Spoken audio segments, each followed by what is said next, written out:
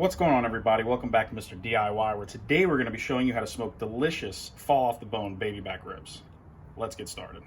So if you're new to smoking meats, baby back ribs are a great type of rib to start with. They're kind of hard to mess up as long as you keep the temperature low and you cook them for a long time.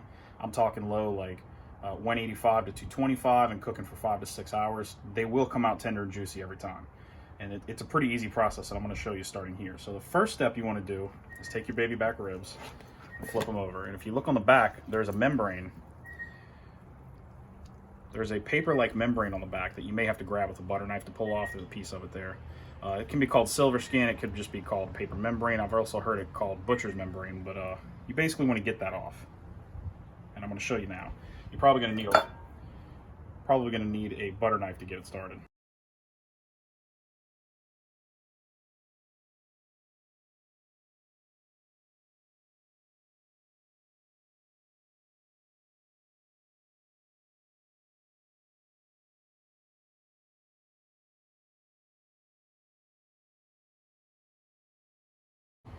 So once you fight with that and get all that silver skin off, or paper membrane, whatever you want to call it, you're going to flip your ribs back over. You want to take a glass of Worcestershire sauce, maybe about a quarter cup. Then you want to take some apple juice and dump in about 3 or 4 tablespoons. Just kind of mix that up a little bit. And you want to dump that on your ribs. Now, you don't need to use it all. You want to dump it on there to give the rub something to stick to. So we're just going to dump that on. Just kind of wipe it on. And then use your favorite rib barbecue rub. You want to use a generous amount. It's called a rub for a reason. Rub it in there good and deep. All right, when you're finished rubbing the ribs, you just want to give them one final pat down, and we're ready to move on to the next step. All right, we are over at our smoker now. We're going to get this going. You want to run your initial warm up at probably about 225 just to get everything nice and hot. But once we put the ribs on, we want to smoke it no hotter than about 180 to 160. You don't want it to get hotter than that for at least the first 3 hours. And once we get past that, we'll talk about the next temperature set. But right now, we're going to let this get started and start heating up.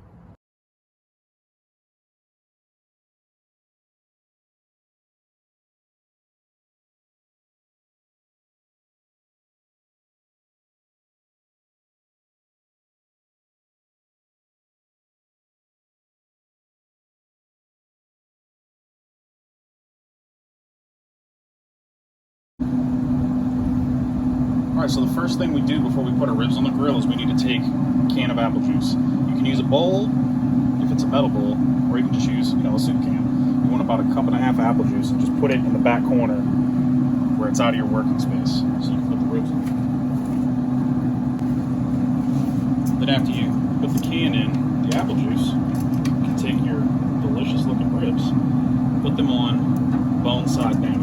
The meat needs to face up. We're going to put these in here for about 3 hours at 170, 180, 160, somewhere in that neighborhood degrees, 3 hours. That is smoking. We do not want to cook these yet. We just want to get all the smoke flavor in, and we'll raise the temp later when we wrap it in foil. All right, it has now been 3 hours.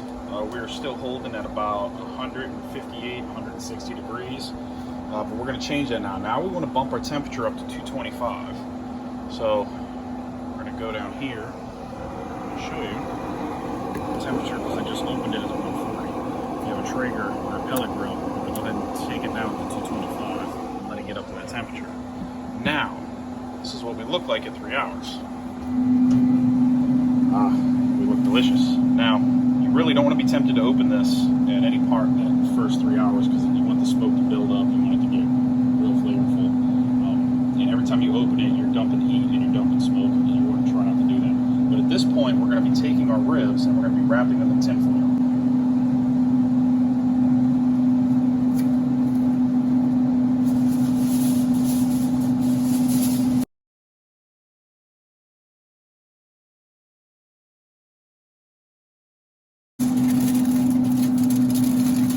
Fold up your edges like this, almost like a boat, so you can keep all the juices in that it starts to create the next step.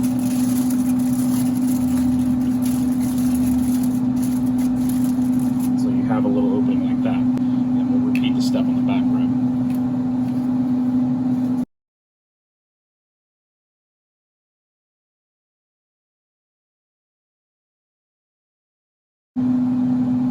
Now, what I do like to do with this step, be careful because the can could be hot. It's not terribly hot as it's only been 140 degrees. I've had it open for a minute. We're going to take some of our apple juice and just pour some on top. Not all of it. I just want to pour some on top, just kind of hydrate what we've got going on here. And then we're just going to put the can back because we still want the steam from the apple juice to get around all this. Once we do that, we'll put foil on top of these ribs. Now do be careful, that can was very hot.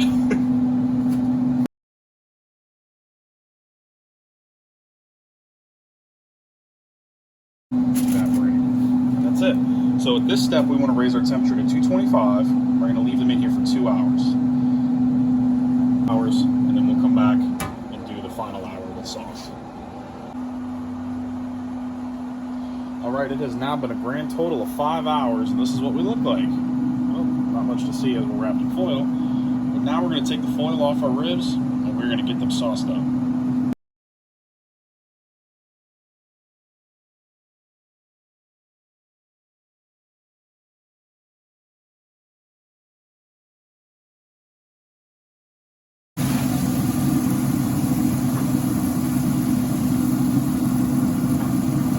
You can already see how tender they are as they're falling apart.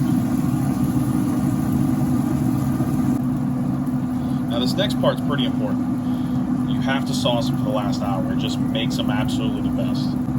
I like to use something that's a little sweet. Now with this recipe, you could technically add brown sugar to it. I don't like to do that. I just like to pick a barbecue sauce that has something sweet already in it. This is one of my favorites out there, especially for baby back ribs. All we're going to do is put some on there.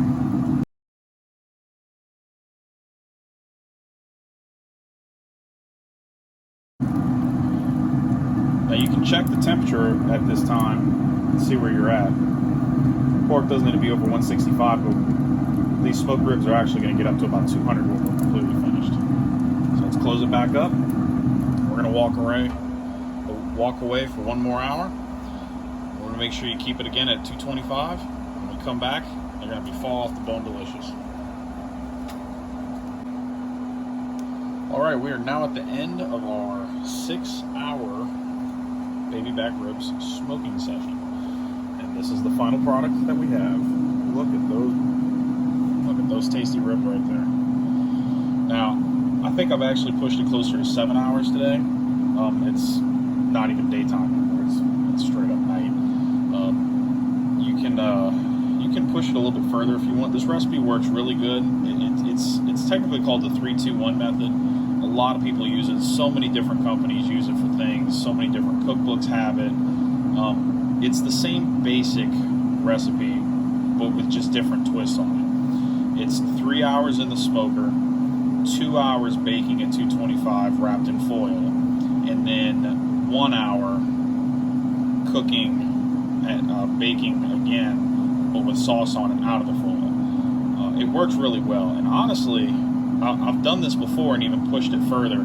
If you do it instead of 225 wrapped in foil, if you do it at 200 wrapped in foil and do it for about 4 hours, maybe 4.5, you'll get it to tighten up even more than it did here. You see the bones here have really, the meat has really pulled off the bones. That's how you know you've got them good.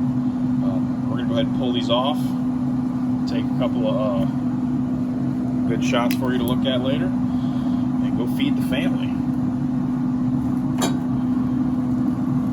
Oh yeah, look at these fall apart. I really hope you enjoyed this video today. If you did, please like my video. I greatly would appreciate it. Leave a comment, ask me a question, whatever you want. But if you try this and it comes out really good and you love it, feel free to say something. I'd love to know how it works. I've done this probably 40 times now. I love this recipe, and I'm willing to bet you're going to love it too.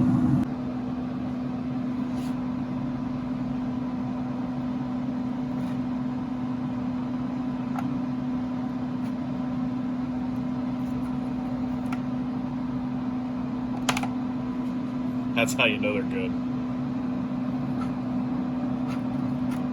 Did I not say fall off the bone?